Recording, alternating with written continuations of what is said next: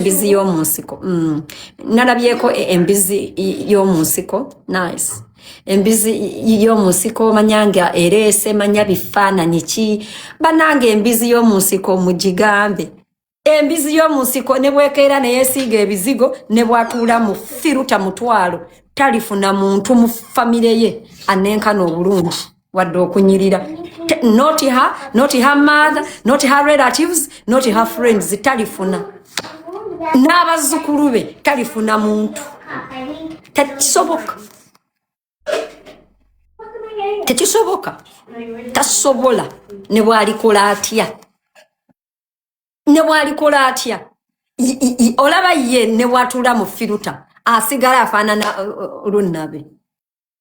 Naye nze bwe ntuula mu filter ogamba senga filter gijjeeko azini okakase oba ddala bwena gijjako nja kusigala ndi mulungi. Naye ye ne bw'atuula mu filter asigala mubi. Amayindo manene alina amayuuga yenna mubi. It is what it is. Okimanyi gwe mbune filter erungi ya abalungi. Okimanyi? Naye ye ne bw'ateeka mu firuta mutwala asigala mubi.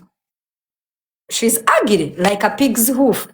Oba because alya nnyo embizi azirya olususu n'azirya ebyenda n'azirya embiriizi n'azirya amatu n'azirya obulenge olwo tagifaanana. Amunyankole has a saying, kwoherera ekikungu osha nakyo.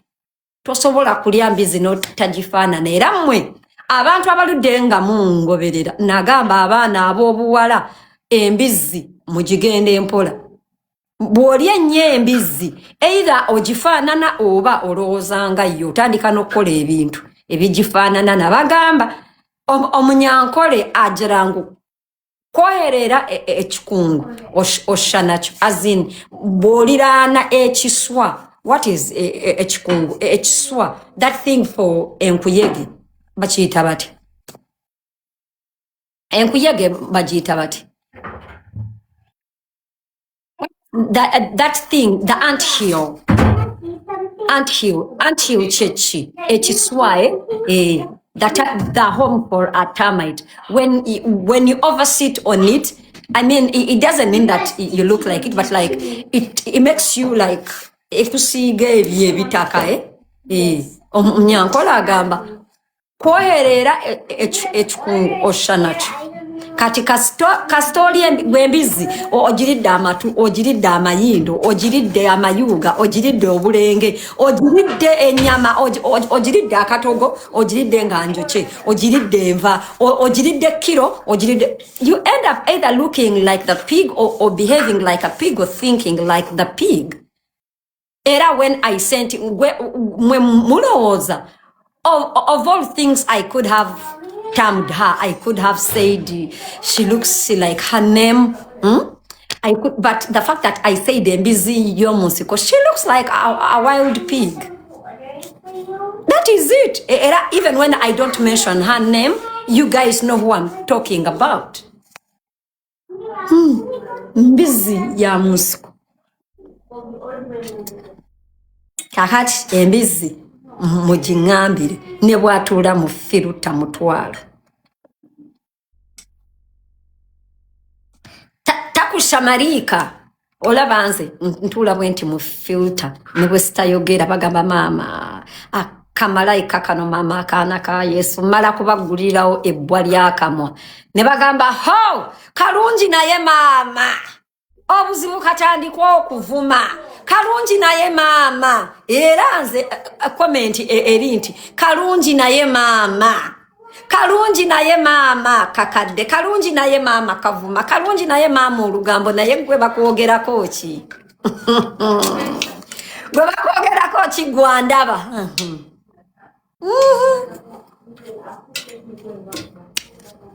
Kalungi naye olugambo. Kalungi na ayegwa nobeeraawo wena oyimiriranga ekimbuti. Why? For example, what makes you stand like Sarah Short? You are not a pygmy. Lwaki oyimiriranga omumbuti? Anywho guys, tugende maaso eyo tuvuddeyo awo just tubadde tuyitiddewo ebyo tugendeko mu maaso pulimamizi yanjogeddeko kibana nga tetunavaayo eri ku baby Lamont bagamba mbu ate by the way I also heard that Senga Sidi yalekanira abaana be Senga Sidi nze nomunanga abaana bange mbeera mbalekanira but I don't belittle them mu maaso g'abantu I don't say indescapable things naye gwe a number of times ojja n'ontunyonnyola omwana wo alya amagi 10 era n'ogamba ogwana gulya gwonna gunene gulya emmere gulya chapati 8 taata waagwo taata waabwe tasobola wadde imbu jajja mbu nabatutewa nagambye jajja waabwe abaana nenda baleeta nagamba nedda bambi muwala kankusindikire sente imagine oyogera ku baana bo omwana alya amagi 10 omwana alya ng'omubbi omwana wo gwamwogerako and you have the audacity to tell me what I should tell my children tekijja kusoboka gwe mwennyini gwagamba ogwana gulya amagi 10 ogwana omwana wo n'omwogerako bw'otyo omwana wo omwana era alya amagi 10 because gwe maama we olya kilo 10 ez'embizi ku live ne kilo 3 ez'akawunga ku live ng'abantu bakulaba omwana era ayina kulyanga gwe it is because oyina ensigo mbi wakulira muli nga nsekere ku mutima you know n'olya embizi ng'ensi yonna ekulaba n'ogoya kilo 3 ez'akawunga omwana era alyanga gwe banyankole have a saying empindu esha kyebaziire I want to see something. Mommy, I found this in the pocket of my jacket in the morning. Yeah. No, it is one. Just put it in the thing. Yes, Mama, I've seen it. Where did you get it? I got it from Selena's house. Okay, hold it. Ego, abanyankwere bajirangu. Empindu, echebazire, imbu. I don't know how they call. How do you call empindu in Luganda? Echigundi cheba nkozesa oku. Aso? Please. How do they call echintu cheba olukatu lwebakozesa okutunga echibo okutunga emikeeka hukwe, but I want it in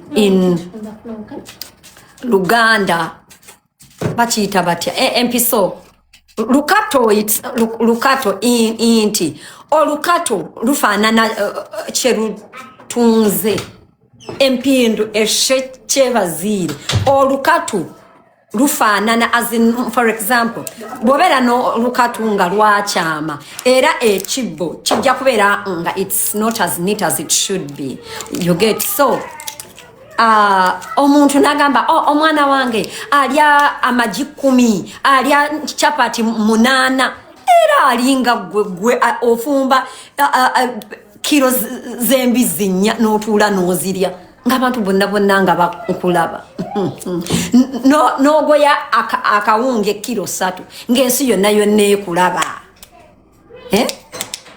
owulidde tekijja kusoboka. Anywho, I had our comment mbu baby oyo musajja Dr. She yagambye mbu Bruno ke amusasuza sente okujja kuki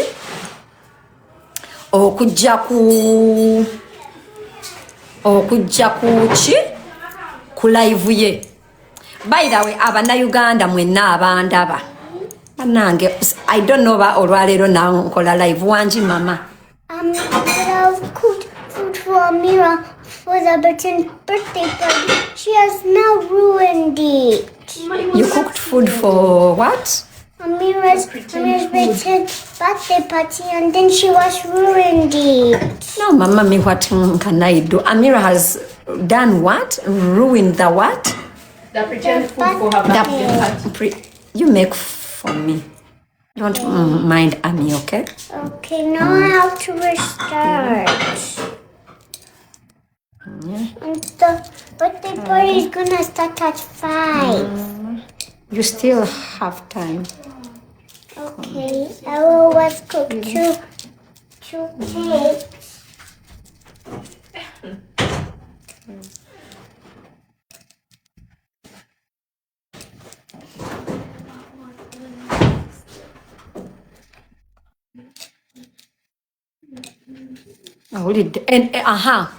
Tuddeko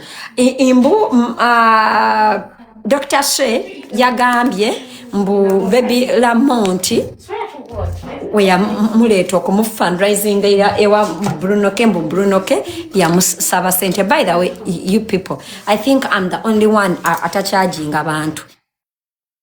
Nze abaana baŋŋamba abo ba Brunoke bonna bashira price bonna n'okuteerayo posting weetaaga obuyambi obawaayo kasente. Waliwo awo omuwala eyagenda ewa Maada oba nga bamubbye Maada n'amugamba sooka onteereko wano emitwalo 10 baba saba sente. Why do you think a lot of them they don't like me? Because I do things they charge people for free. Like I'll do it for free and other people are going to ask you for money. A lot of them, majority of them, olaba nekabata, when they give you money, you have to give him a percentage on it. Abasinga.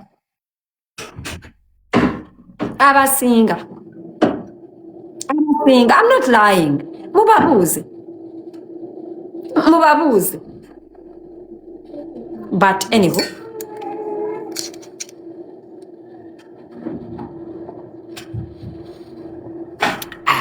Mbadde that's your choice. Yeah, that's my choice. I mean, why would I ask a person gwe babbye atenze ne musaba sente? So this is my pretend food? Okay, thank you. So what food did you make for me? Cake. Thank you, Mama. Welcome. It's your Let me test it. Cake. Yeah, it's a red velvet cake, right? Let me test it. Yummy in my tummy. It tastes so great. Thank you, Mama. Welcome. So, I'm not shocked. I'm not. Nkugamba Mama Munsiko ate omira piru. Oli mukumira piru plan. Munange mizeka mbalageko. Mva kumira. Let me show. Mwezo kunsalako chigambo mbunno nva kumira RVs. Let me show you what I'm from taking. But it's already finished. Now I'm gonna get Advanced intestinal flora supplement. It supports a healthy digestive system. Zizo temu nsalako bigambo birala. You can get it on Amazon. But it's for basically a healthy gut. Ow. It's for basically a healthy gut. Wagamba temumira mpeke nakyogera wenze. What if you just changed the bottle? Kale, I changed the bottle. It's okay. I changed it. Nabagamba, your enemies will see you swimming and they say it's because you can't what? Wait, guys. It's because you can't swim. Mbera wanongamba wa ebintu ebinda biso bulungi. Mu kifo ky'okunneebaza mubeereeyo nga munsinikira binnyo. What would you motherfuckers do without me? What would you do? Senga kamunguluze ntereze simu. I know. Anyway. So I'm not shocked that It's a dietary supplement, not a pill. Like you don't have to take the pill or kulya other things like to give you a nice gut, like roughages, like those cabbages, like lots of leafy stuff. But I could decide to just take the supplement and not the actual food, But that is only for it is what it is. Okay. Anywho. Back to our midamoise. So I'm not shocked into Bruno K. Yasasuza oyo musajja sente. I don't know. Okay. Next. Pulimamizi. I don't know what she said. Did she say anything different? Yabagambye mbu nalemererwa as in akakazi akakadde akananagira nagegenyanga bwenjogedde amaluza. What else did she say? Anything else? Did she say anything? Mbondi na what else? What else? Yabagambye nanagira sinanagira. What? Maybe I had just Denga agamba mbu bajja kunkuba Pulima yagambye bajja kunkuba nga nansanga agenda kufuna visa mbadde manya ate babagambe Uganda ba ngobayo kakati ate anankuba anansanga waye visa afuna za Thailand na Malaysia. Pozi just tede ya gambye imbu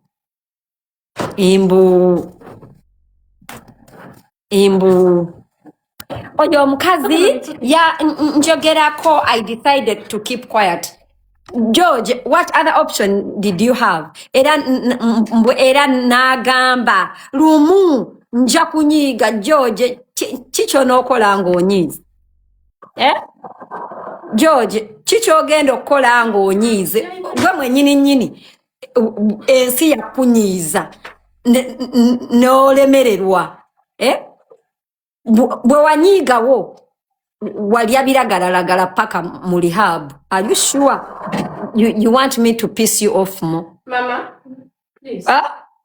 Olaba gwe waneeno olwanyiiga ensinga ekutabudde nga ofunya heartbreak ey'omusajja. You ended up in rehab being a substance user. Now you are warning me. What will you do? What will you do? You cannot do shit. Actually, George, to me, any person, moreover a grown-ass man, who is a father and a husband, if you reach a point of abusing substance, if you're at substance use, to a point of taking you to rehab, not once, not even twice, to me, you're such a loser. You're such a loser. Like, how do you be a father and a husband and you end up using substances? Are you stupid? Like, how selfish can you be? Like, how self-centered can you be? Like a grown-ass man with obuvunanyizibwa, like you resort to taking drugs? What? And then you also sit and people watch you? Wano bajja waneeno okusondera sente gaiwe Amsterdam, and I told him there is no reason why you should have money, because why do you have money? Wano Mpulima yajja n'atugamba tolabirira baana. Pulima said tolabirira baana. Kakati gwe naawe nga ongamba kiggwa tasobola wadde onkulabirira omwana. Gwe ne Pulima temusobola kulabirira baana bammwe. Pulima abaana be bamulema okulabirira mujjawe yabalabirira asiiba abaloga. She's alive. Kati naawe mbungu oyogera mbuti kikyogenda okunkola pozi okundoga ate ngo okigezaako.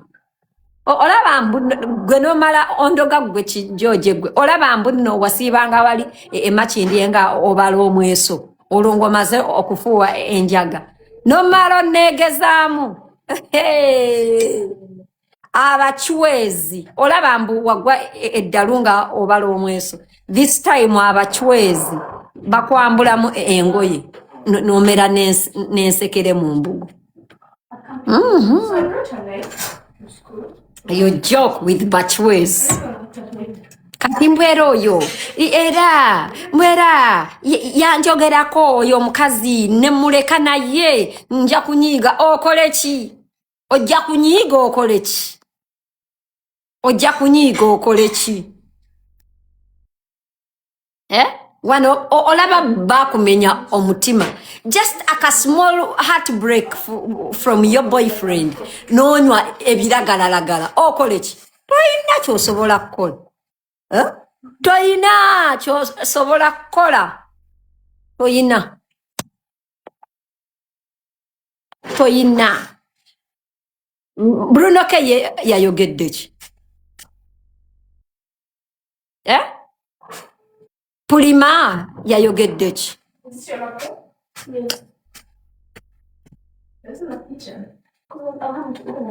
Abachwezi nibija kuneesa.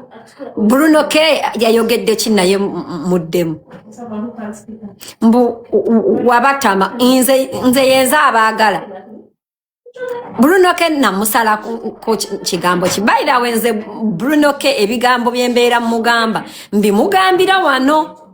Era I maintain ebigambo byemwogerako. One, I was very, very disappointed when he supported Dr. Shay instead of looking for the mother. Owulira, I was very disappointed. Era ekyo nenkimugamba. Era nemugamba. Bruno K, when parents are having issues, keep quiet because when you were also once a deadbeat father, so keep quiet. So Bruno K, I don't know what he said, but if he said anything that wants me to respond to, please let me know. But guys, don't report me stuff that losers have said. A person like Mbizi, a person that can't even wash her pussy well, a person that doesn't even know if her daughter took a shower last night, a person that does not know their kids, how they slept in the night. A fellow woman is looking after your children, their stepmother is looking after them when you're alive. And you're on live every fucking day, like flossing over shit. Don't tell me shit. You're a loser to me. So to me, Mbizi is really a joke. Really. Hold it. To me, that's a joke. So I don't want...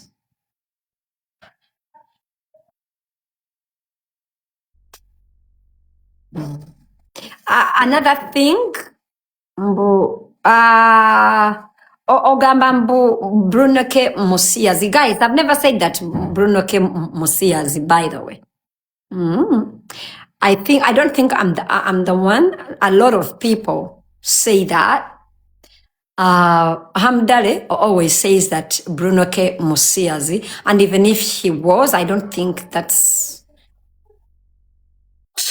But I don't think I have, but if he needs me to do research about it, I can. But also, we wonder what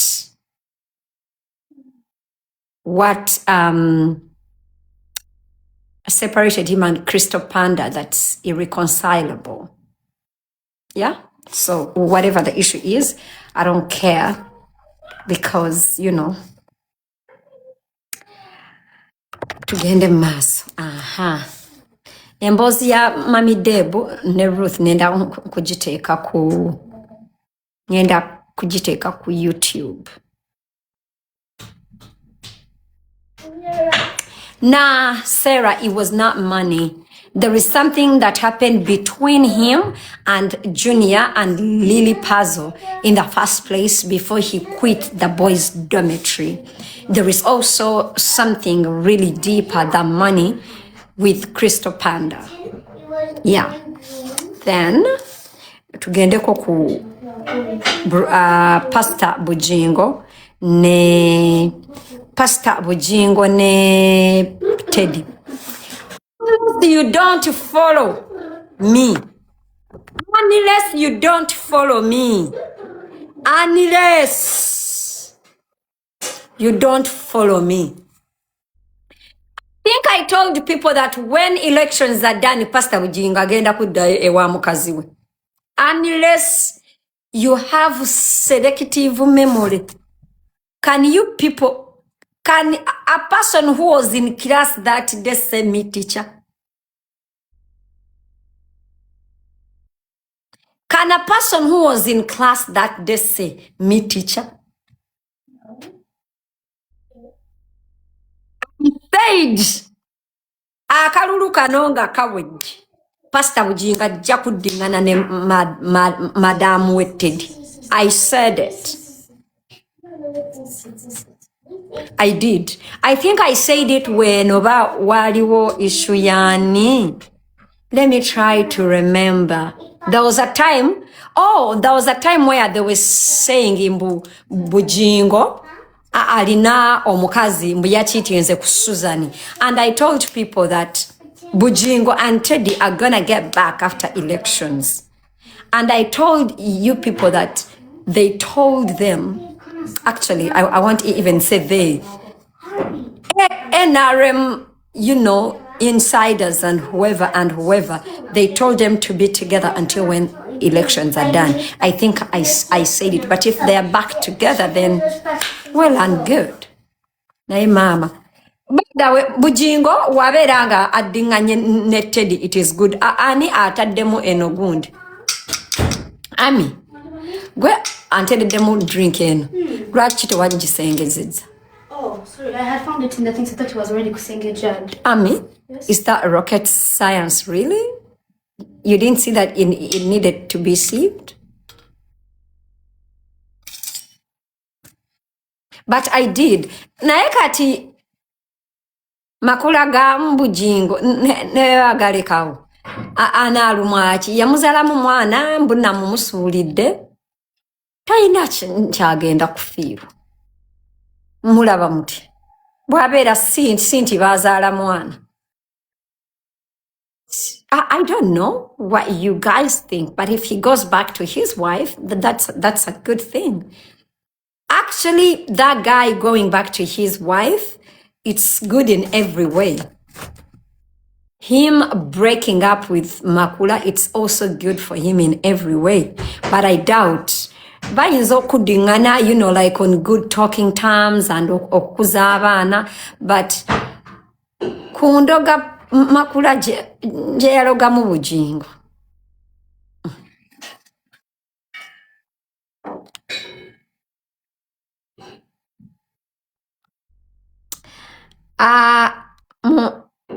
Ntagingire Aunt Queen. Muntagingire Aunt Queen.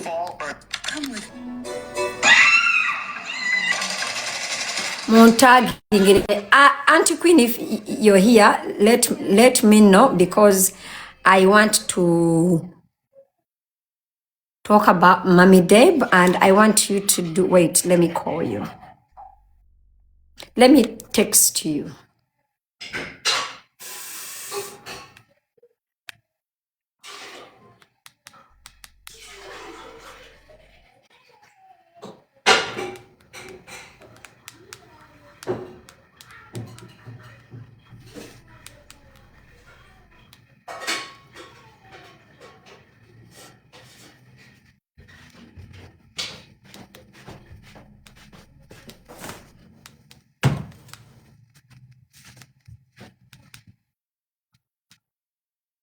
Okay, so Munange, Mommy Debu, you guys have been wanting to find out what happened between Mommy Deb and Ruth. Wololo, walala, wululu, right? Right? Narubasakide. Oba muliba mumpachi, mutapingera hivi paka kumitwalo mwenda ndubawe. Mommy Debu, yabachi ne Ruth. Mommy Debu, what happened between them and Ruth? Mommy Debu, yali yapansiza Ruth. Apartment ya 2.5 million. Mutapingera hivi ndubalete paka kumitwalo mwenda. You know, it's a mirror's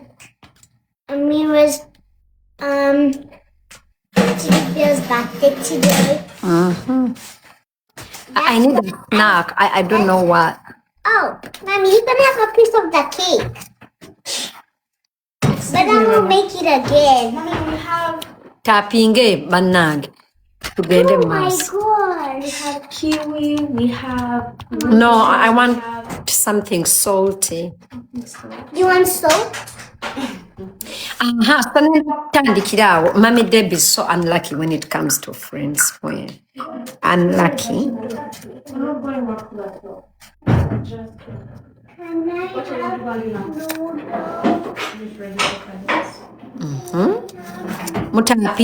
Tapinga live paka ku mitwalo mwenda tutandike. have kiwi? bring them around. I'm peeling for you. They're peeling for you. Abatamanyi Mami Debu muwanike omukono. Naye, if you don't know who Mami Deb is, please let us know. Tukolechi tubawe part of who she is. Okay, nzuno. Okay, so if you do not know Mami Deb is one of the lead cast members abali ku Kampala Cream. Do you remember Kampala Cream? Mwalimu, lots of other people like Umra Murungi, Prima, Shina, Zahara Toto. If you guys remember the story where people wanted to eat me alive, nga njogedde ku Baby Gloria, when I made the phrase and I said, Baby Gloria is giving us stories that we cannot relate. Talk about mbuto abantu zebagamba zojamu, and then the internet was like, oh, wagambye omwana yajjamu embuto kikasta naawe oli mukazi. You remember? Yeah. That one, then Itania, then I think, if I remember well, Bani or Babalala, but that was it on Kampala Cream. And she is the lady that is married to a British guy called Michael. She is the lady that owns a shop at Kesementi called Bougie. She's also, I think, yali abera UK, Navayo. She is the lady that was in the Rich Kids of Kampala that fell out with Abana, the Rich Kids of Kampala, Nadia, the Anita Bero, Ruthie, Anio Mulala, Avo. Actually, she is the one behind Vibes and Visas show that is currently running. I think I have done enough intro about her. Then when it comes to Ruth, honestly, I did not know Ruth until Mami Deb, and I did not know Ruth. I first saw Ruth when I went to their shop. I knew Mami Deb not from Kampala Cream, but yaberanga nnyo ku Snapchat okonga achabera ne UK era nga mukwano gwa Anita Fabiola. Era I even covered a story why she fell out with Anita Fabiola. And if you remember also on my YouTube, I don't know if I put this on YouTube, I don't think I did, but sometime in 2024 I came and I talked about how she fell out with the Rich Kids of Kampala. That's that part. But then also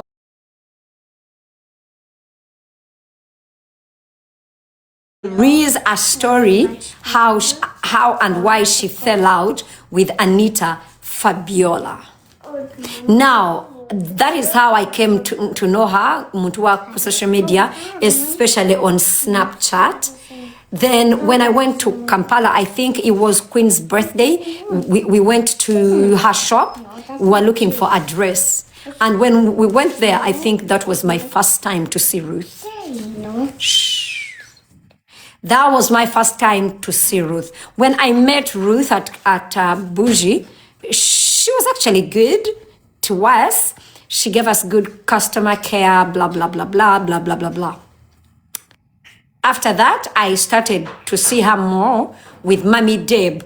Now, she was working at Bougie, but everybody got to know her because Mommy Deb, apparently, on top of working at Bougie, she hired her to be her personal assistant.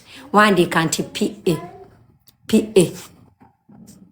Wandi Kanti personal assistant.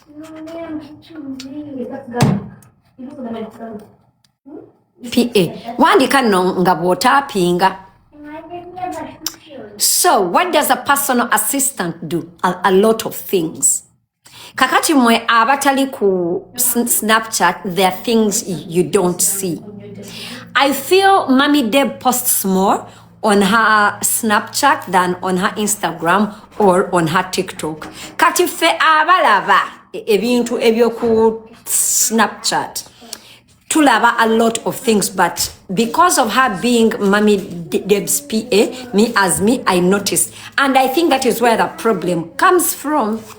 I noticed ebintu bino owamanga. One, she was always with Mommy Deb. She was always with Mommy Deb. One. Two, she was always in Mommy Deb's home. She was always in Mommy Deb's home. Ngamba, nga buli lunaku abeera mu nyumba ya Mommy Deb. She was always out with Mommy Deb. You know, and to me, she was doing much more than what a PA did. And I think that is where the problem comes in, ain't it? Eva ngabeera ewa Mommy Deb atambula ne Mommy Deb era senga Mommy Deb teyali mukyala mufumbo twaliwozeza mbuno bakola ebisingawo akategedde buli lunaku buli ssaawa buli wamu Mommy Deb ali ku trip ali naye Mommy Deb agenze eggulu ali naye Mommy Deb ali mu bbaala ali naye at some point nga abeera ne Mommy Deb even when Mommy Deb is having some private family moments that she should be having with her husband and her children. Ruth was always there. In short, Ruth was always in her face. Now, consequently, yafuna some things, both as an employer and both as a friend and both as a PA. Kati obuzibu we bwajjira abantu bano balemwa okwawula. Abantu bano balemwa okwawula. Actually, Ruth failed to distinguish between her roles. Mubulamu bwa Mommy Deb. Is she a friend or is she an employer? Please note, she's boundaries. The problem is boundaries. The problem is boundaries. You know, boundaries. The boundaries were broken. You're working at Bougie as a shop attendant and as a business manager of Bougie. At the same time, you're a PA. At the same time, you're Mommy Deb's friend. At the same time, you're, as a PA, I don't know, guys, is a PA. By the way, Ugandans don't know. I think Mommy Deb also, I think, did not give a job description to me. As a PA, olina ebintu mbi, I don't think a PA is an advisor.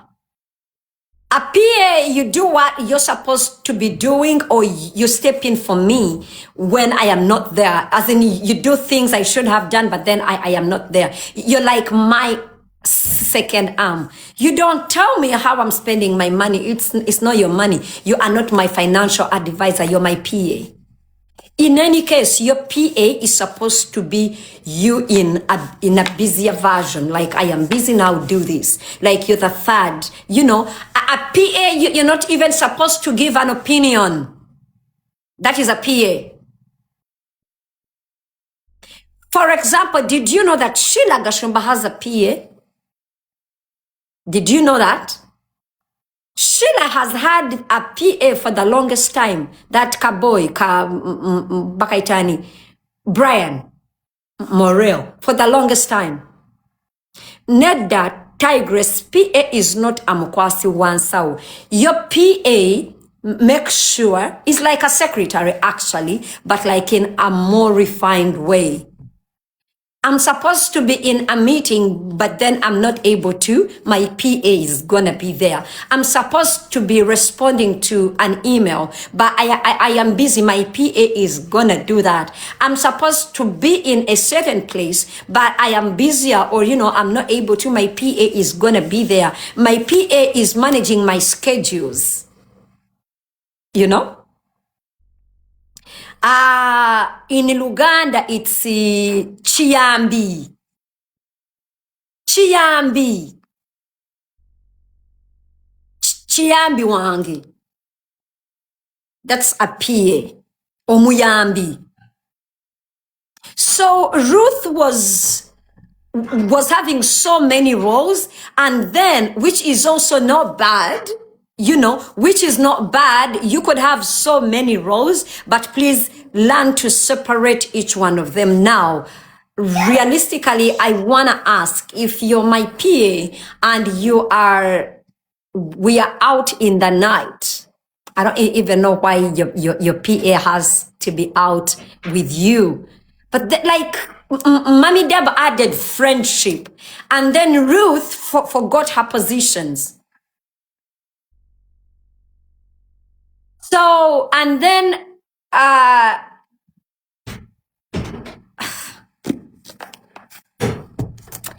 will say things, and then it will not even, I'll end up, she was doing so many things at a go, and all of us know, Ugandans, there are so many things we do. Olaba mbane mukwano gwange, nga nino omuntu gwendeetinga, nga simu sabye even advice, nampa advice. Ruth misunderstood her title concept anyhow. Bitandika bitya. Because of all that, Ruth was more. Ruthie, first of all, if anybody has been at Bougie, you agree with me, it does not need more than 2 people to manage. If anybody has been at Bougie, you know that it does not need 2 people. Because I have been there, it's not really a huge space that one person cannot manage it. So time comes when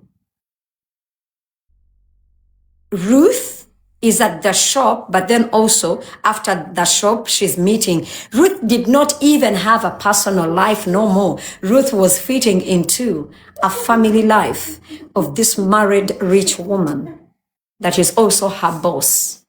You don't hang out with your friends no more. You're as in, ate Ruth ne yerabira Nakku ye. Ruth ne yerabira chi ennaku ye. Kati ate Mami Debu nalaga nnyo Ruth omukwano. Ruth nalooza nti ate kati kwegamba ng'afuuse nga ye Mami Debu. Even Mami Deb's other people, like other workers, maybe say like the chef or the house girls at home or whatever, every time Ruth is around, nga they feel they are on eggshells. Ate munange CPA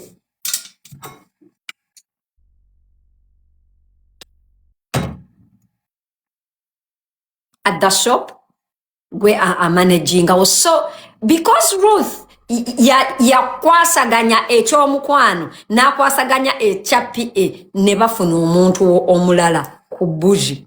Naye ng'ate Ruth ne ku Bougie akyaliwo, nga waliwo omuwala gwe yakolanga naye nga bamuyita Shiba. Kakati wanudde customer ajja. Customer bwajja agula asasula ekintu abagamba nja kikimencha. Unfortunately, when she goes at the shop, these girls are not there.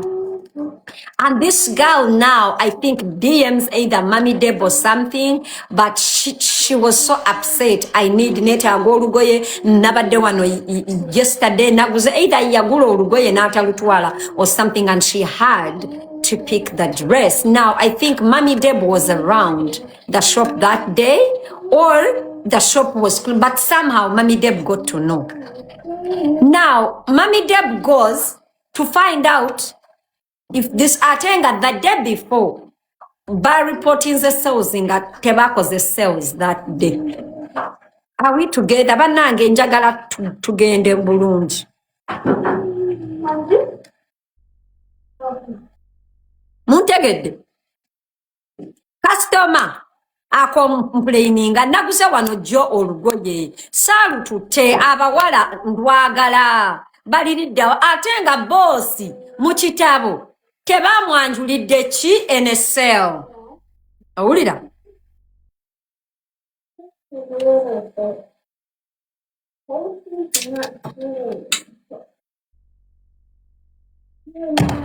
Ng'abayitanga abagamba ono omuntu yaguze olugoye nga temwalwanjudde kati boosi kyamugula amaaso mbuno olusi batunda ebintu ne batakola atamugamba.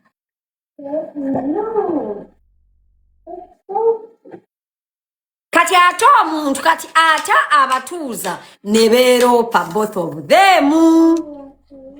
Kati ono Shiba ne Ruth nga bali bati nga bakolagana nnyo bati kati ono abakunya Ruth ya alokoma munne. It was Shiba that sold the what? The lugoye tapinga. Kati Shiba bamala omulopa agamba Shia. Oh, yo, yandopye, yes, I know I did this. I am guilty. I accept naye. Ruth is not innocent either. Actually, she's worse than me. Oh! Kauli dak. Yagambya atya, bichi, yes, kale, I did it naye ate ye alina worse than me. Kateged. Ngabalopa Ruth. Both. Yalina favorite, please remember. Ruth is a PA and a friend. Tell Ruth has this innocent look. Nga nyonyolanga gamba no vampiriza kati bichi. She made me do all those things. Era she said when namulopa, she will say that I was doing it with her. Jukira Bossy has a soft spot for Ruthie. Boss, our Ruthie, a second chance. Boss, Govani, Shiba. Boss, Gova Shiba. Rutha, Sigalawo, Kubush. Nayate, please remember, Debbie amidst everything, Debbie alina omuntu amutegeerera ani amumanyi minus Ruth ani omulala ategeerera Debbie. Gwe woba olaba.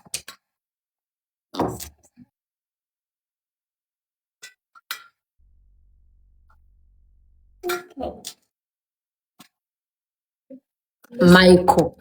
Abakazi aba Michael ate nga bwe mumanya abazungu bannange nze mu nsi muno sirabangayo muntu ayogera mazima nga muzungu, sirabangayo muntu ate omukodongo omuzungu bannange omuzungu tayagalira ddala muntu kufuna sente zatakoleredde. Mami Debu agenda out atutte Ruthie. Mami Debu akoza atya Ruthie. Mami azini, you know, please remember Mami Debu yali yapangisiriza PA we apartment eya 2.5 million. Inze na dating ako omusajja omu British nga tayagala mikono. Mujukira kide chiwala chififi Mbizi. Banange Devu yali tayagala Fifi ng'agamba lwaki abeera wuwo. Why doesn't she go and she finds where to stay? Era inze fifi okuva ewange yamala kufuna lubuto ne ngamba fifi already bba wange takwagalawo naye nga nali namugamba twalina wakubeera owulira already I've been living with you, you know nga buli kaseera agamba lwaki obeerawo kati ate wanoofuna olubuto ekyo kyo n'akimunyonnyola ntya era fifi naafunaawo omuzigawo entebe rodi ne mugulira okuviira ddala ku kajiiko manya ku kinene naye munnange namulira naye nga anjogerako bubi kati munnange Mayiko ng'abeera mugamba naye oyo omuwala omusasula ssente zaaki ndaba ne ku dduuka takyabeerayo buli kaseera abeera naffe naye ate omusasula okukola ku dduuka on top of that gayi naamubuuza kakati ono omusasula buli wetubeera abeera naffe omusasula ssente zaaki exactly again boundaries Banango omusajja British abala nusu ku nusu. Mayiko n'amugamba lwaki era nga Mayiko buli kaseera era Mayiko ne Ruth baali tebakolagana. Owulira nga Mami Debu natuuka n'opangisiriza Ruth apartment eya 2.5 million. Mami Debu nga yagisasula kati awo nange wembuuliza. Bannange Uganda mukazi munno bw'abeera nga akusasulira 2.5 million apartment nga ne bbaawo akwebakako tasobola kugikusasulira. Mukwano kakkana abeerako n'empisa. Mwe bamatako mmwe tubakolera ebintu bazadde bammwe bye batabakoledde basajja bammwe bye batabakoledde nga you just you know we just naye gwe noddawo and then you start to over assuming your importance. Stop it. Nze mukwano gwange nga nsasulira apartment ya 2.5 million e Uganda oyo mbeera mwagala okusinga mama wange anzaala sijja balimba omukazi atanneebakako naye nga omukazi atanneebakako nga ansasulira renti ne bw'ebeera ya mitwalo 10. Anyway mukazi munno ng'akuwa ssente z'otakoleredde because on top of 2.5 million yali on top of 2.5 million yali amuwa omusaala gwe ogwa ku buzi n'ogwa PA. Bannange mukazi munno ne bw'omukubira n'akuwa emitwalo 5 mwe bamazimmwe mutumanyira ze batakuzinidde gwatali house girl wa muntu omuntu akuwadde omulimu more than one job because this person wants you to earn a lot more ofuna emisaala esatu nga ne ku birthday wano bamuwa trip namba wano basajja bamwe babazina every day all they do babamaliramu amazzi ag'ekinako mukazi munno bosi wo agambye bambi kamuwe trip namuwa trip wano e Dubai you know bantu mwe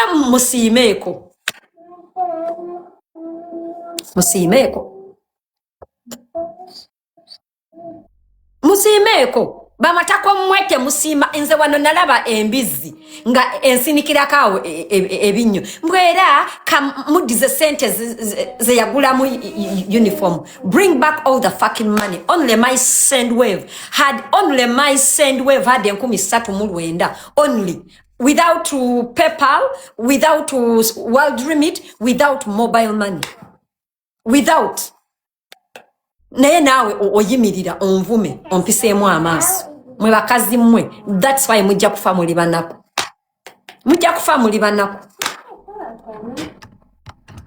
ate people bakwata ekkubo ne kati banoonyayo kati omuntu nganze oyo mukazi Eva because aba amanyi whatever you're gonna say everybody is gonna believe them. Mujjewo ebintu by'ekisirwe ekyo. I don't even see why I should be buying a uniform for your child and you're not appreciative. nze namukuzinamu Okay. bantu mmwe mukazi munno ng'akukoledde ekintu atakuzina. Those are two different things. Omukazi ng'akuzina byonna abikukolere kubeera aba kwebakako. Muwulire naye bannanga abantu abanaku temusiima era ekyo ngenda kukyogera. Nkirala Mami Debu yasoma naye akola ebintu alinga ng'omuntu ataasoma. Mami Debu wagenda okuwa Ruth emirimu egyo gyonna wandyebuuziza agisobola. Wagenda omuwa emirimu. We have people that did the public relations. You don't employ them. You are employing ekyana ekikola mu shop as a PA. Kochirabe. Start employing people according to what they studied. You are giving Ruth a job as a PA. Waliwo abaana that have degrees. You're there employing a person that is a shop attendant just because they can speak English.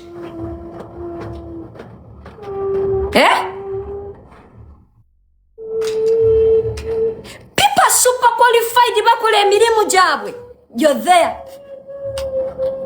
Olowooza omuntu atunda mu dduuka kimumakinga mbu asobola okubeera manager. Kochirabe. Wasoma oli mukazi obaddeko e Bulaayi. We are having people that went to school for the nkirala abantu abandaba wake up one day and kati gwe Mami Debu nga ondaba. Deborah, if you are employing a person, please wake up and put up an advert. Ogambe, I don't know, you're looking for a personal assistant, but you let people apply and conduct interviews. That bullshit of okulonda mu mikwano gyo genda kufuna ebizibu. Ate Mami Debu kino nkikubulira. You're falling out with people is not going to stop at Ruth. Olina amaalo mu mikwano. Abannayuganda tebabeeyalira ne babeebikka. Aba abaana babamenyamenyadde emitima. Owulira? Tebagambwako. Ekirala Mami Debu, I want you to know. Everybody kano mukasalemu. Mami Debu, I want you to know every person around you. I don't care if you have new friends. I don't care if you... Everyone around you, including all the crew cast members, all the cast members, all of them want the life that you're in. All of them want to be you, Ugandans. Because as Ugandan people, we don't know how far people have come with their journeys. We don't know. In the Mami Deb, I cannot want to be you because I don't know where you have come with your journey. I don't know. Mami Deb, a lot of people that are gonna come to you right now, they are gonna come because of who you are right now as a person. Hold it. Hold it. Anyway, back to that Bushi story. Munange nga bakwata Ruth nga bamulekera omulimu. Kati nga bwe mbagambye nti musajja wa Mami Debu imbu eyalumpadde nga taagala Ruth. But all of you women, you know, every time, like, you know, your guy wabanga kwagala atenga a complaining nnyo ku mukwano go. Actually, I think me, according to me, the problem is Ruth yava mu mirimuje nabeera just a friend. Because of that, like, she let her guard down when it comes to what she should be doing. Ate ne nkirala abantu abandaba bw'obeera ng'olina mukwano gwo alina ssente. This is a lesson. But nange, no matter how much money a person has, please don't take advantage of them. For example, Ruth, what was making you to sleep in a 2.5 million apartment that you cannot afford without Mami Deb? It is because wali okola mugaga agenda. Wandigambye Mami Deb, no. Mami Deb, I will afford an apartment of 600,000. But it's because wali otunulira finances za Mami Deb. Eranga, you wanted to cash out, I think, not to cash out, to take. Ochitegera. Banange obera ne mukwano gwo ngalina omutwalo. Lwaki bosi wo akwata iPhone 17 inga gwe obadde ne alukatero noyagala kugulire se mugambe nze kale bampe kassa musanga. Bakupangishiriza apartment of 2.7 million because you wanted a life you can't even afford. Even if Mami Deb had suggested it, you should have shocked her and said, I really think that's expensive. I think I will be okay. Why do you make mukazi muno to spend so much money on you? Ata kuzina. Eh? Eh? Why?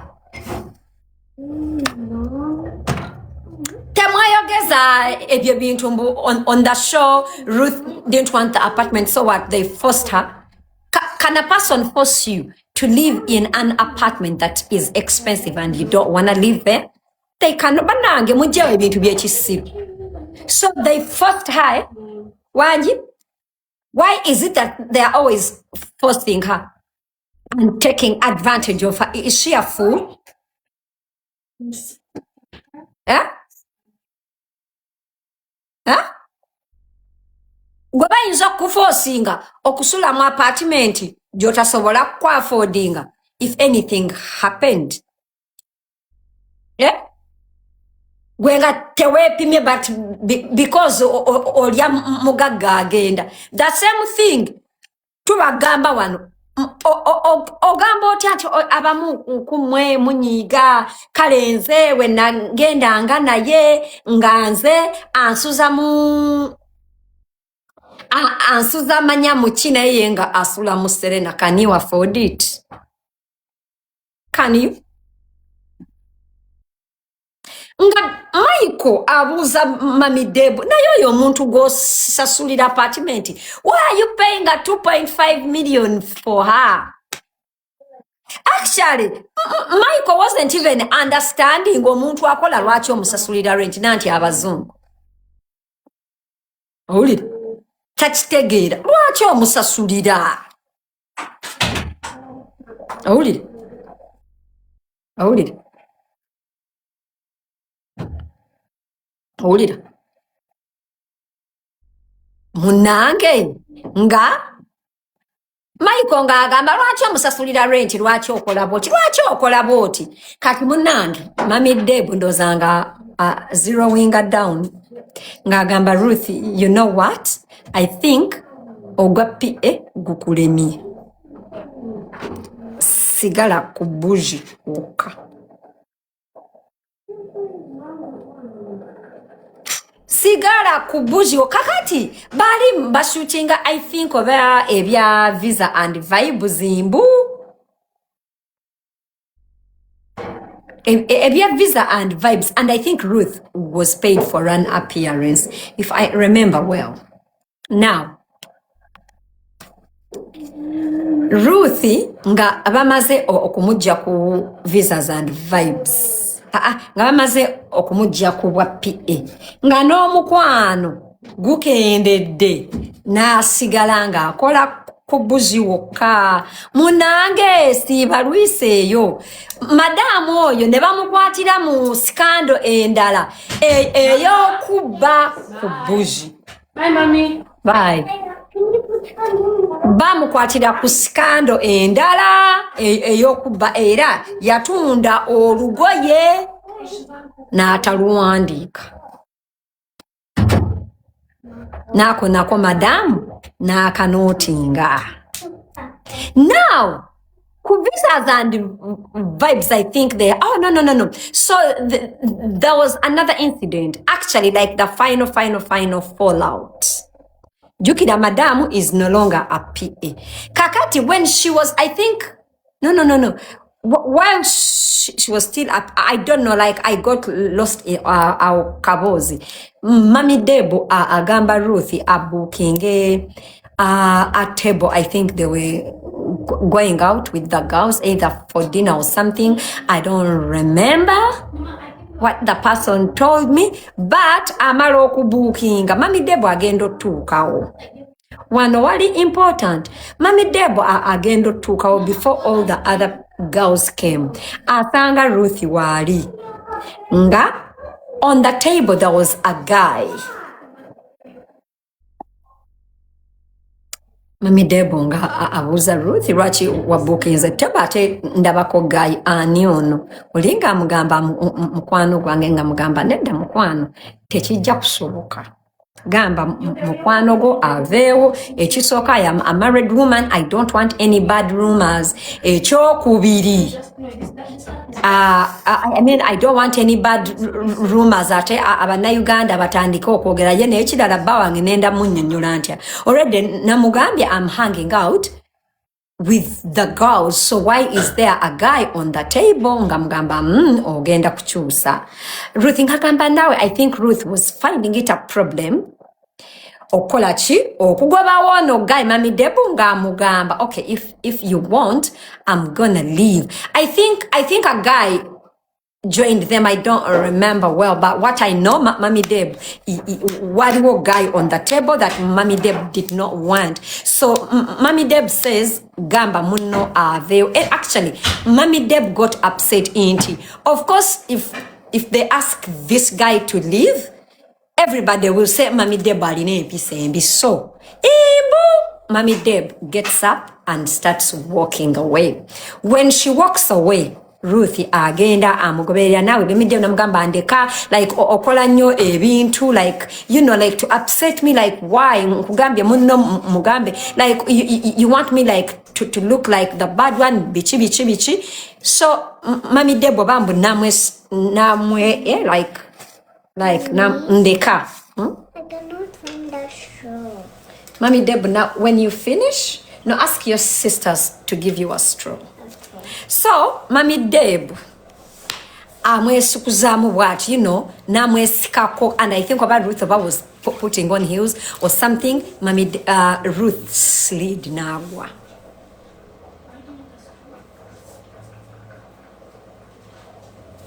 So, bweyagwa, I think oba nasigala obanga oba Ruth oba yali ndooza anywedde namu, I don't know. So when she fell down, ya continuing agenda. Weyagenda nadda natuuka ewaka nanyumiza bbaawe. What has happened? Anyway, I don't know what they talked ne bbaawe, but I think Mulina agamba let me call. Kakati one of the people, the girls abaaliyo, I think if I forget the name, I think it's Sheila. Is there a Sheila in their crew? Is there a Sheila? I'm terrible with names when narrating. Is it Sheila? Yes, I mean.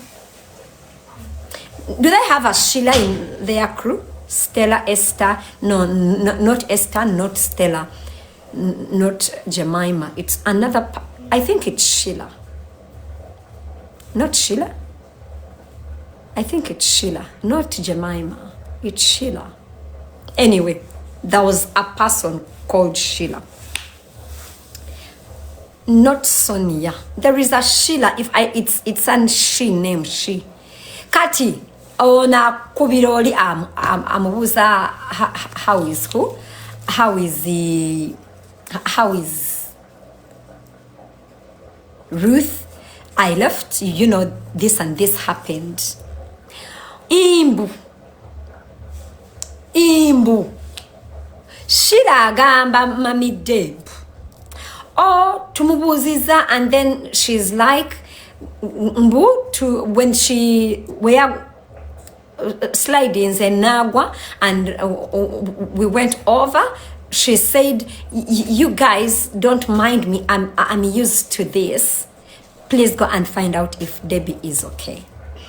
Statement here. Guys, don't worry about me, I'm used to this. Go and find out if Debbie is okay. Meaning, Debbie abadenga muyisa bubi.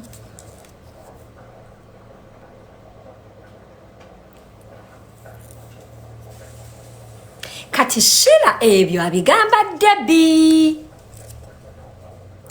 If it were you and Ava, how would you feel? Anyway, byonna nga bigenda maaso bichi. I think that is when they stopped her from being a PA. Kati ne bamugamba asigale nga akola only and only ku buji, era ne ku buji ne bakola amateeka amapya. You report on time, of course you report all sales, you know, blah blah blah. Ne batighteninga mkati madam nalekerawo to act as a PA, meaning newa mami Debu nga takyagenda. That's how you guys mubaddenga temukyamulabayo, nga temukyamulabayo. Kakati bakola reunion. I think visas and vibes or whatever. Bamala babakola reunion, you know, nga everyone like is saying what they are saying, bichi. Ruthie, Sheila, I think it's Sheila, brings out the story. I think Agamba, I think amidst the exchange, Agamba, what you did to who? To Ruth the last time you were at, I think it's, what's that bar? Esosao E. Oras? Is it Oras? I think it's Oras. Nga agambani Oras, I think it's Oras. Nga abuza Ruth mbyogere.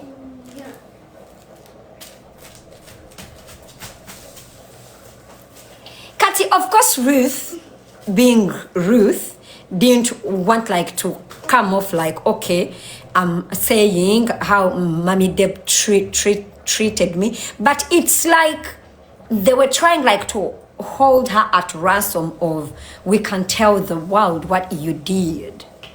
Those, I don't know, I think they never, Syndika Ruthie, of course, they blew everything out of proportion, was Syndika Ruthie, bichi. Now, the next day after the reunion, Ruthie agenda kuduka ku buji. Please remember, bali already bamukatinze off being a what? A PA. Kati agenda kuduka the next day. Jukirona alina obusungu bwe bamulabisiza wa? Bamulabisiza kuwa? Ku reunion, and remember all those things were being filmed. Bamulabisiza naye alina obusungu bwe. Madamu enkeera agenda okukola yatuukayo ku ssaawa 5.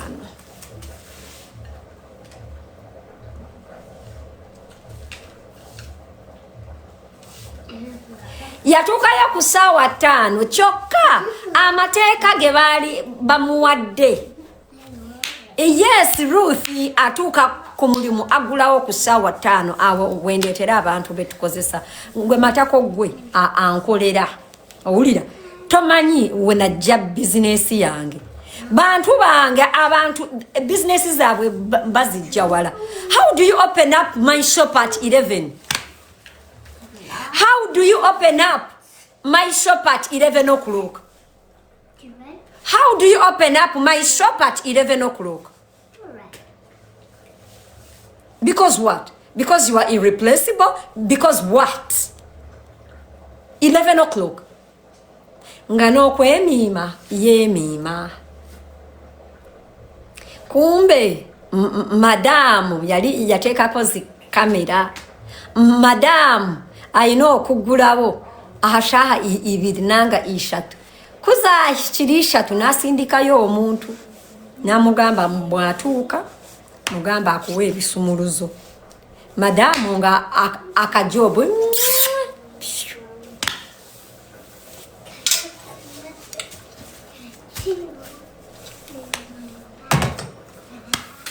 madamu akashopu nga bamugoba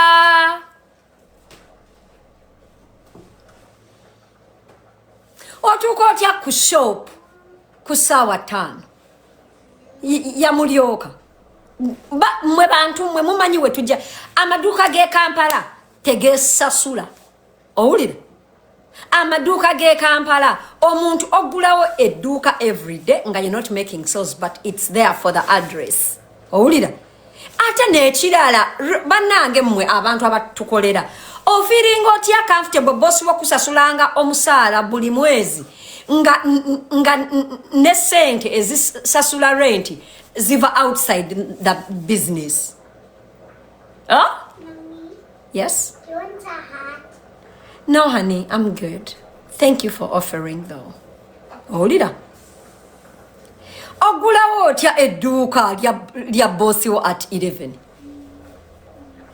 Bantu mwe, there is a reason why you don't have a business and I have a business. Olira. Kakati ndoza mulinga anyway. Madamu bwe bamujjako akalimu. Madamu bwe bamujjako akalimu ka PA, she was not enjoying the rich life anymore. Takyagenda kuzi trips, takyalya 5 course meal, abatamanyi Mami Debu alina chef ewaka.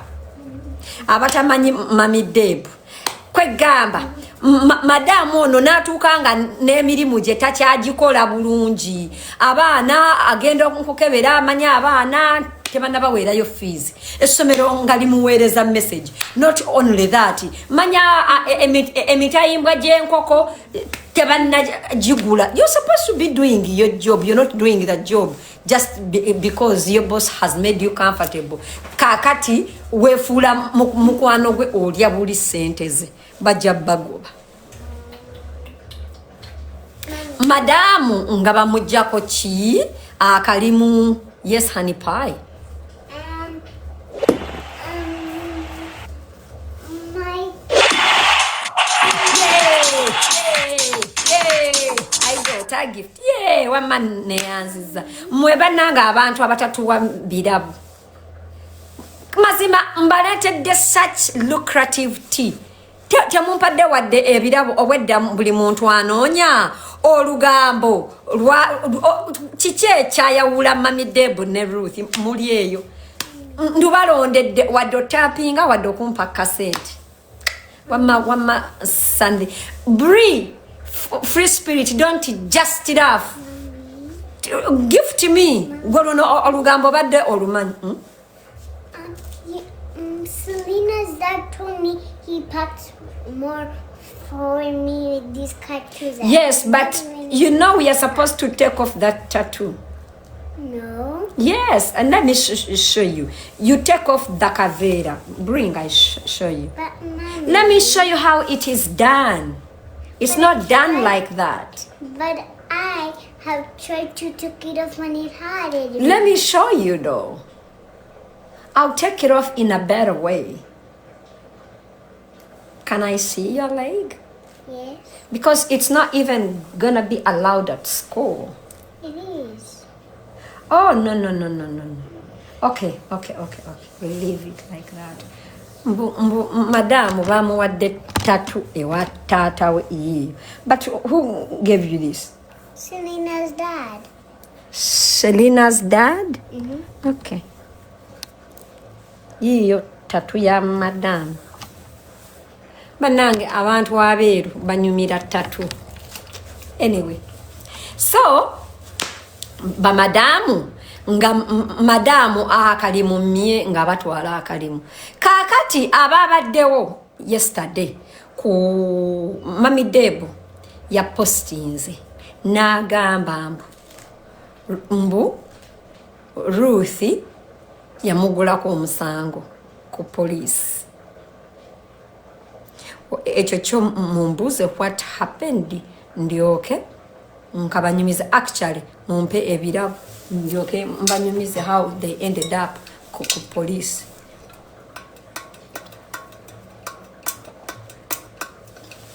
Musoke mumpe ye nkirabo mbanyumize. Iye gwe kibuli mpa mumpe ngawe mutapinga tabanja musala Mami Deb ye yalopa Ruth ku police.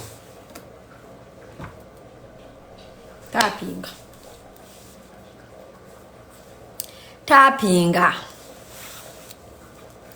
mumpe nechi nebirabo. Mommy, do you want the speaker to turn on? Kakati kasoke kakati awo katugende ko mukachi kachi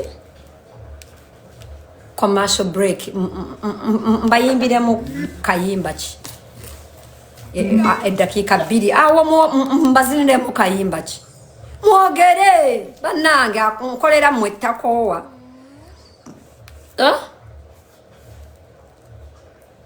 kayimba ki ako commercial break nenda babulira Ruth befuula abantu befuula yes YouTube wabula Ruth atakulaba ekibusuli bananga akayimba k'ekibusuli befuula.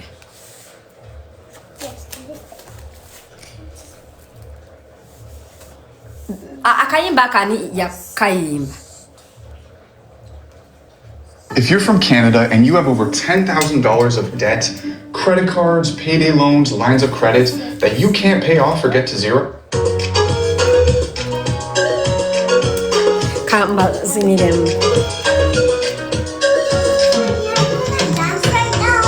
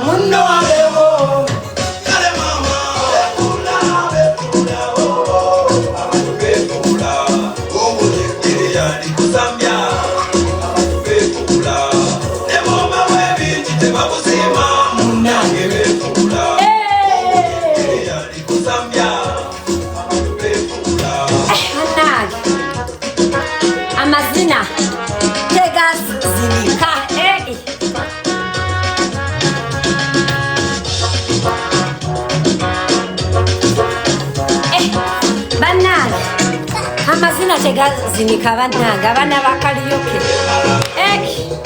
niwewe sesasesa oyamba okulama tebemalagamu niwewe sesasesa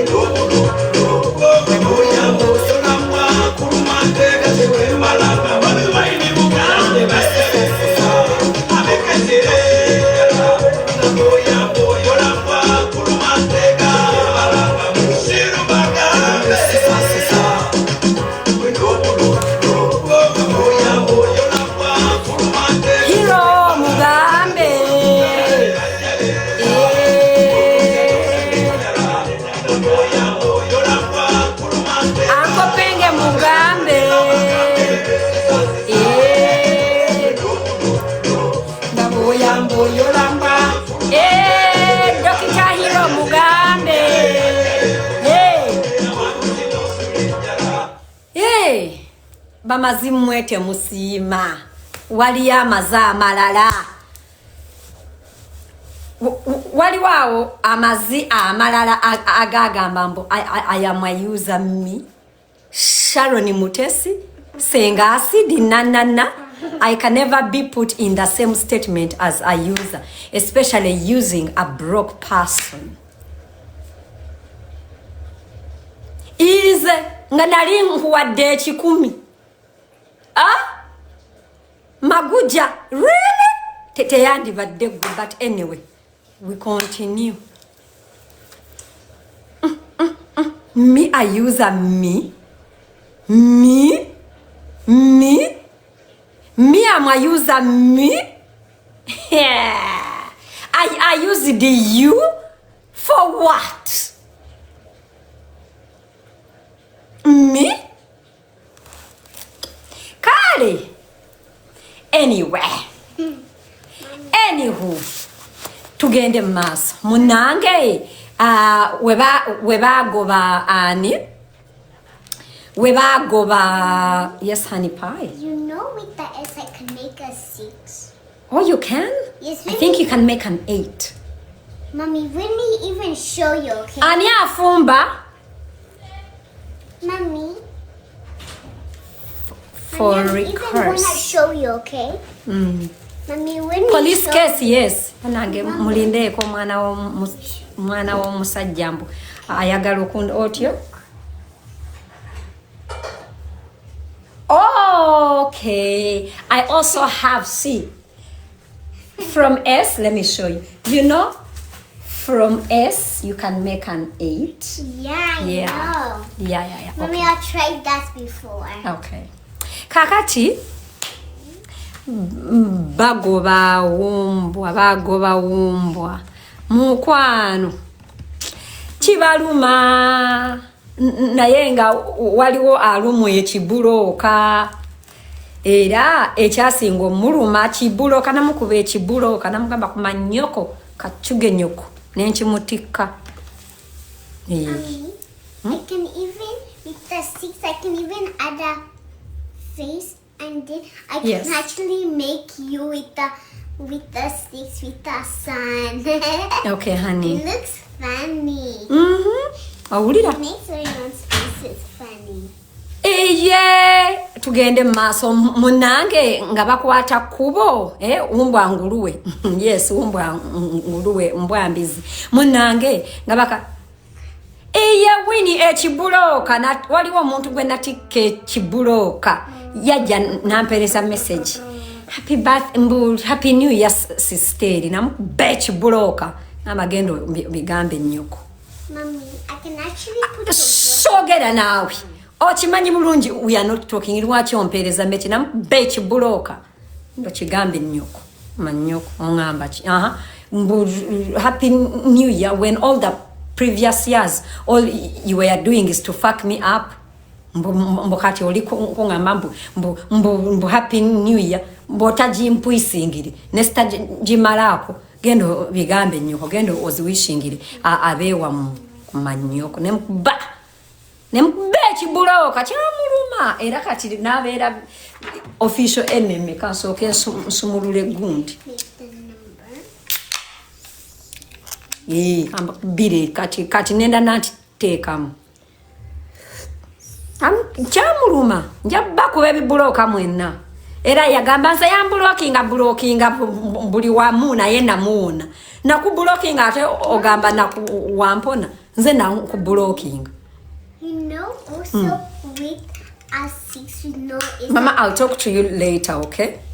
Because I'm engaging with people here and then you're also talking. You know? Nze akube chibuloka atengo ogamba abantu wampona. I'm the winner, bitch.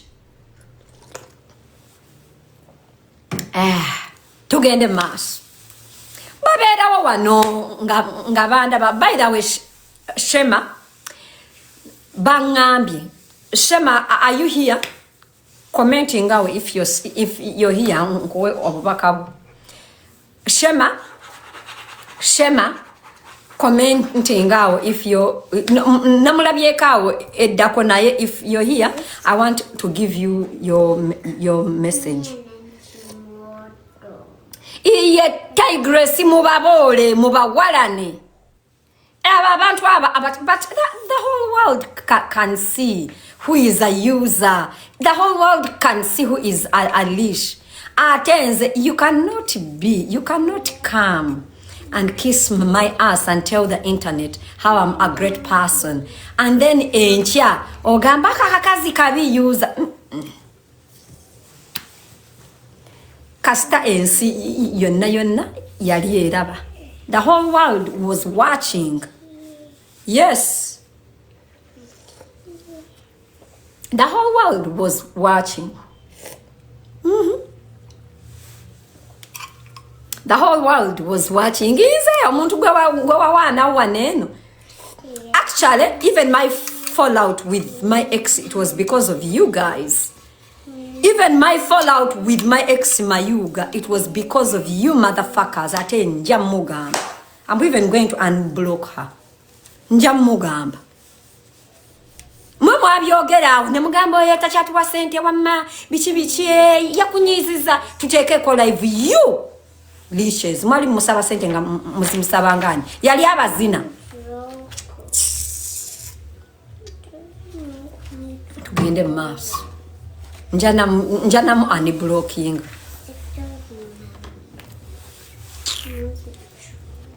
wamma tugende mass nkomyo munange ngabakwata mugambe Shema Mazowi aje muwe message ye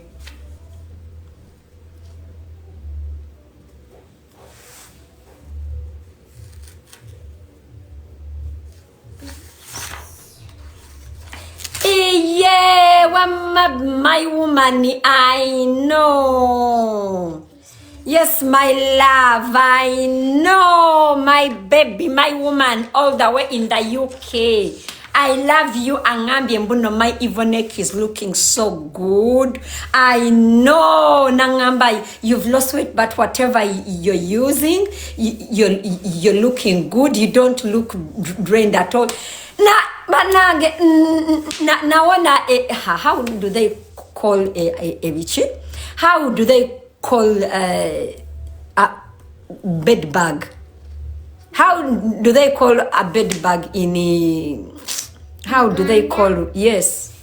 How do they call a chikuba nange mumanye bikubi nyunyuta bana mwe chikuchija ne chikunyunyuta ne chikunyunyuta kati nabiwona.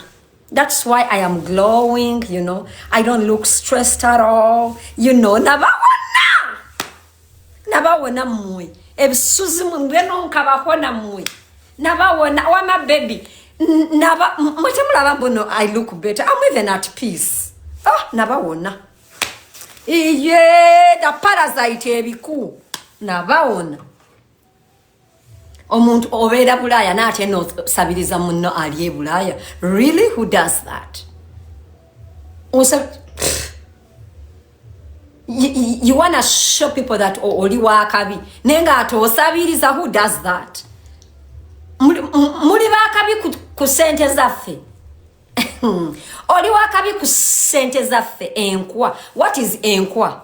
No, actually, I was not looking for bed bag. I was looking for enkwa is a tick, like a tick. Yeah? Yeah? A tick. Enkwa, like that one, ebera kunte. No, engoha ego. Engoha like ezibera kunte. Kunte, yes, that tick is. Oli bulaya osabiriza ffe. Wabula Bethi tojja. Kuba Bethi kasta ono yambuka ogenda dukumamu. Muli nkwa oli kunze ompita user nenga oli nkwa. Ate gwe ne mmala nkukwata mu gujja na pama kuba obimanyi.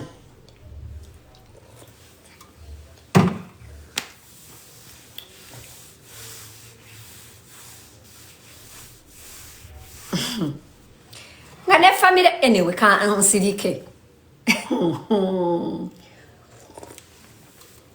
Kansirike kankume obuntu bulamu munange Ruthie nga akwata kubo Ruthie nga munange akwata kubo nga bamujjako ebisumuluzo bakwata Ruthie okumujjako ebisumuluzo. Ruthie yalina essimu ya business tapping live. Yalina essimu yachi ya business. Embozi ya Diana nenda kujiteeka ku YouTube because it's a big case. Embozi yoyo muwalo oyo yafiira wano Kigali. Yafiira wano ewa Canada oyo muwala omunyarwanda. It's a big story, man. Nenda kujiteeka ku YouTube. Mutapinge. Munange nga bakwata Ruthie nga bamuwa essimu.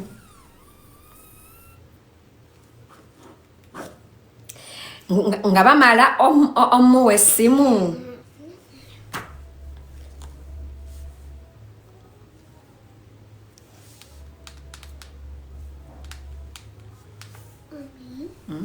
Number 5 is so easy to write.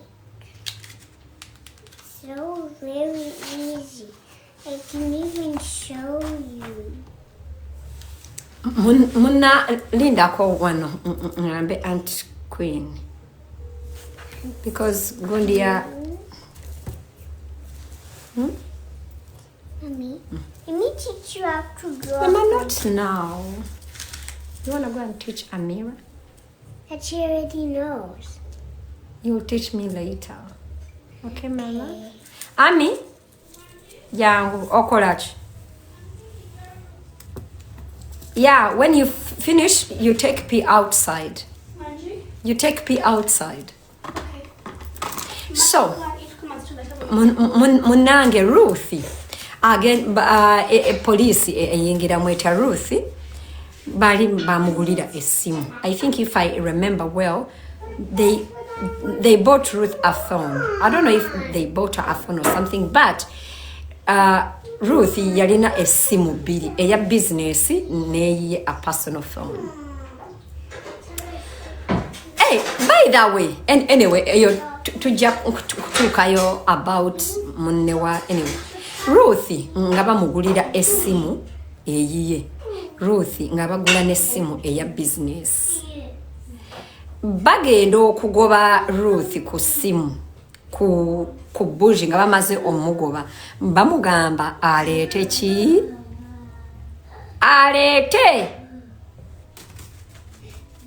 alete ki esimu ya business. Ruth nga aganira esimu ya business. Ruth nga aganira esimu ya business, the audacity.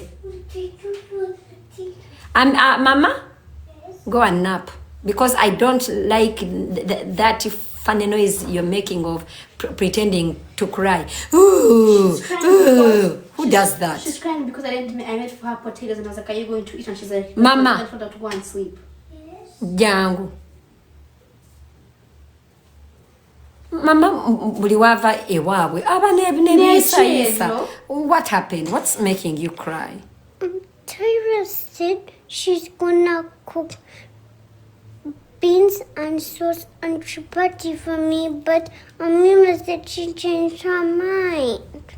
But Tyra is not here. Tyra went for cadet. That's why Amira made potatoes, because she cannot make chapatis. Yeah? Do you want to have chapatis tomorrow instead? You have potatoes for dinner and then chapati tomorrow. Okay? But then, Mama, you don't have to always use tears when communicating. You have to learn to use your what? I did not hear. You have to learn to use what? Your words. You have to learn to use your words, not just the tears and tantrums. So you see, it's not that complicated. If chapati is not for tonight, it can be for tomorrow, right? Okay? If they don't make chapatis for you tomorrow, I will personally make them for you. Okay? Okay? Can I have a strong high five? A strong one? Yeah? Good. Nawe chikadde munange. Komyewa. Nange anti ye bogamba chapati. Tajja bitege munange ino mugamba chapati. Yes, please. Can I see her? Muwesente munange Ruthie nga tagano kuleta simu. Ruthie nga bamugamba nyabo lete simu. Ruthie nga agana, of course ndoza nga exchanging awe ebigambo. Olinga nga amugamba ekisoko obadde nga mubbi. Ngobba. Era bwottakomyawo simu. Bubeera bubbi. Era it's gonna be a police case. Nga bamulopa. Olw'okubba essimu. Era if you go away with company property, that is theft, right? Why would you go with company property? That is theft, right? Thank you. You like ghee? This is a lot of food. You want ghee? Yes, please. You see my voice is going. I don't know why. You know what to do. So, ngabagamba Ruthie, tutwale later esimu Ami. Do we have a peanut butter? Yeah. Can I please have some? Okay. Mama, Yes. do you want peanut butter? Okay. Munange, nga madamu, njagala n'omunnyo. Ati munange Ami ye yafumbi. Omunnyo mumumanyi. Sheila, Ami cooks bulungi nnyo. Sikidde akamonde kaako. Ami afumba. Mpaku peanut butter on pen negunde. Munange nga anti munanga abana bange mbabonyabonya nabayigiriza okufumba. Nabayigiriza okufumba mbabonyabonya. You say that a lot. Yes, because munange Ami buli wafumba. Anyway, like I told her, it is always better when you put in like less. Omuntu naye yongereramu than okukola omungi ne gukaawa. So naye I told you people nti Ami mukodo nnyo ne bwakuwa obutwa tebukutta. Shema nkulabye joyininze. Nabadde nkulinze ojje nkuwe obubaka bwo. Shema wanika omukono nkuwe obubaka bwo. Shema wanika omukono nkuwe obubaka bwo. Shema, I have been told obeera mu comment ow'Embizi y'Omunsiko ng'onvuma. tekijja kusoboka. Bangambye obeera ow'Embizi y'Omunsiko nga onvuma. I don't know what I have done to you, but tekijja kunsanyusa. First of all, you know that pig does not like you. That pig has insulted you over and over and over a number of times. So unless you lack self-worth, I don't know why you still have to insult me on her behalf. That's not okay. Awulidde? Tekijja kunsanyusa. Naye tugende maaso obubaka obufunyi. They told me you're always insulting me. I don't think that's nice given the fact that I have not insulted you. And also, that pig has insulted you a number of times. Yes, I don't mind if you're commenting, don't get me wrong. You can, because I have people that also comment here. But I have not called them out. But what you comment over there is really important because you comment over there insulting me. I don't know why you're insulting me because that exact pig has insulted you over and over. And I don't get why you should insult me. But next time you insult me, we shall have a problem. Please don't say I did not warn you. Okay, honey? Yeah. Mpaku. Thank you. Anywho, tugende maaso. Mommy, your skin is glowing. Your skin is glowing. My skin is glowing. I'm not having parasites anymore. What are parasites? What are parasites? Like pores? No. Don't worry. No, I know what they are, but like I don't know what they mean when it comes It's to the okay. body. It's okay. So,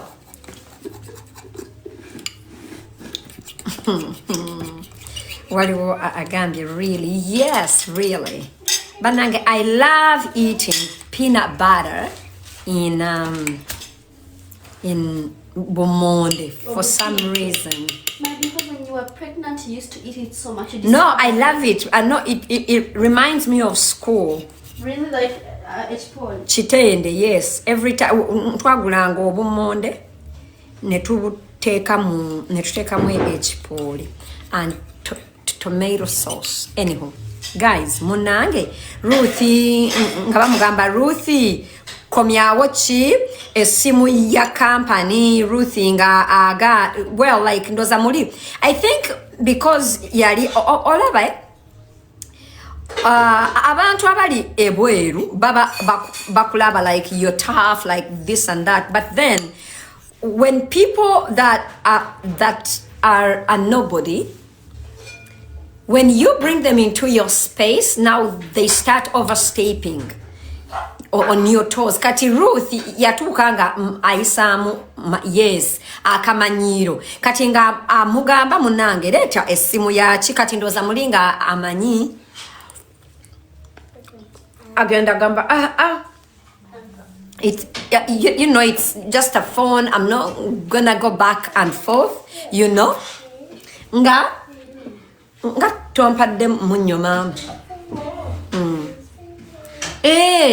Nga bamugamba komyawe simu ndoza mulinga agamba anyway. I don't think Mami Deb ajja kugowinga petty. Ngamba komyawe simu ngagana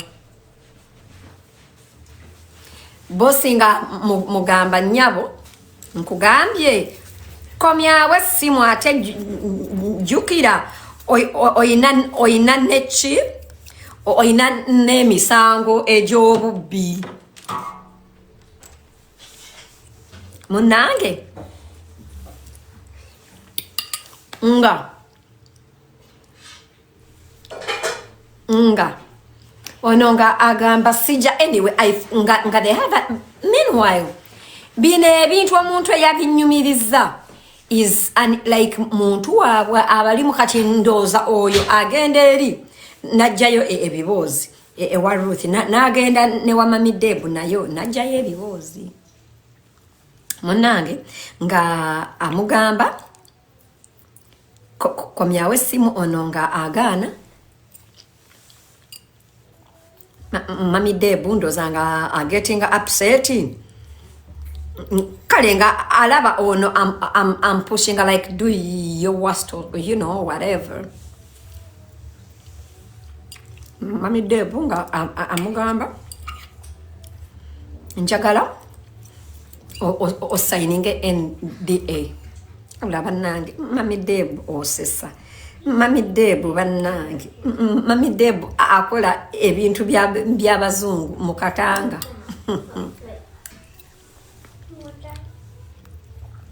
Mami Debu nga agamba Ruth signing NDA. NDA gwata chimanyi it's a non-disclosure agreement banange Mami Debu aineche. Eshimweno no mutetsi like ebintu akola bya kizungu mu Katanga. Atamanyi what an NDA is. It's a non-disclosure agreement like okkiriziganya nange obutayogera kintu kyonna like of what me and you talked about, whether it's or what you like tokkirizibwa kwogera kintu kyonna ekyange kyomanyi. Kati nzaawo wembuuliza Mami Debu. Mami Debu, what happened that you're so scared of Ruth telling us?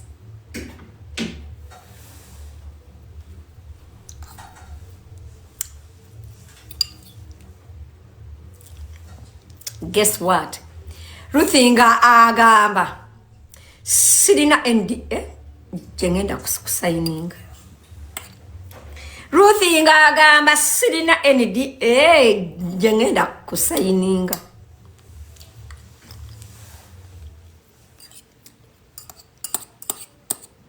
Do your worst. I won't be bullied.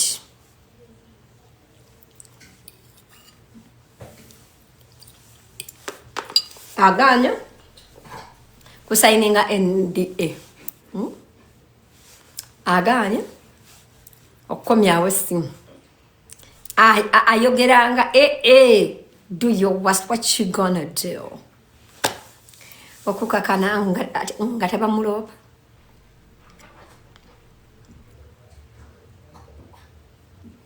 Nga tebamulopa. Akabwa kewayamba. Negwe Ruth era nange abantu be Uganda wenna oliawo wasoma obachi bakuwadde akalimu bakusasulira apartment ya bukadde manya bumeko oliawo osinikira bosi wo. Onange nga bamulopa ndowooza nga bamulopa.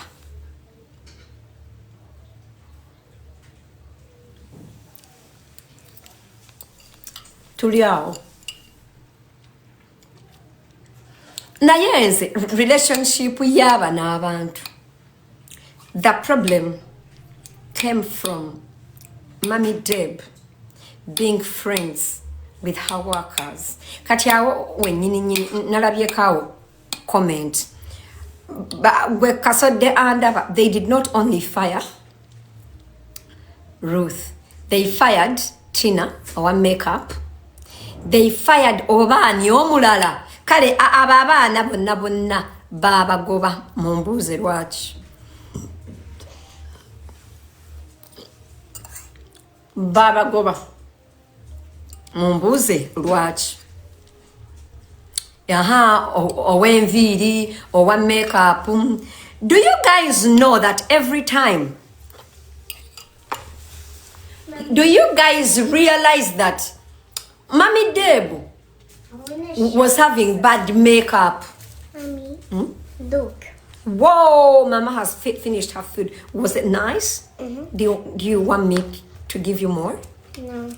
I mixed some stuff in my food. It's really tasty.